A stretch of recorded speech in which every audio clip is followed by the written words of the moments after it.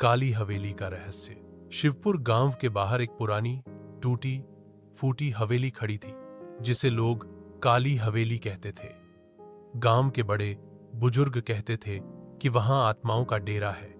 रात के समय उस हवेली से अजीब अजीब आवाजें आती, थिंक भी किसी औरत के रोने की, कभी जंजीरों के घिसटने की। गांव वालों ने तय कर लिया था कि सूर्य ढलने के बाद कोई भी उस ओर नहीं जाएगा।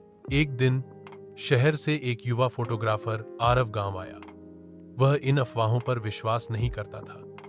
उसने ठान लिया कि वह काली हवेली की असलियत जानकर रहेगा और वहां की तस्वीरें खींचकर सबको दिखाएगा कि डरने की कोई बात नहीं है। अगली रात आरव अपने कैमरे के साथ हवेली पहुंचा। हवा में ठंडक थी और पेड़ की शाखाएं जैसे किसी अदृश्य शक्ति से कांप रही थीं। जैसे ही वह हवेली के अंदर घुसा, दरवाजा खुद ब खुद बंद हो गया। आरव थोड़ी देर हंसा। उसे लगा यह हवा का झोंका रहा होगा। अंदर हर कोना धूल से भरा था। दीवारों पर पुराने खून के निशान जैसे लगे थे। कैमरे की फ्लैश जलाकर वह एक कमरे में घुसा। तभी उसे पीछे से किसी के चलने की आहट सुनाई दी।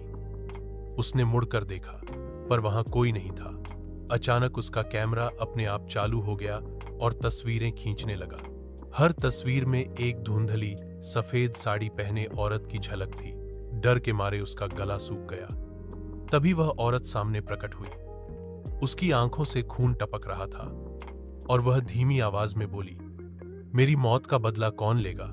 आरव चीख पड़ा और दरवाजे की ओर दौड़ा, लेकिन दरवाजा खुल नहीं रहा था। अचानक सब कुछ शांत हो गया और फिर अगली सुबह गांव वालों को हवेली के बाहर आरव का कैमरा मिला, जिसमें आखिरी तस्वीर उसके डर से फटे चेहरे की थी।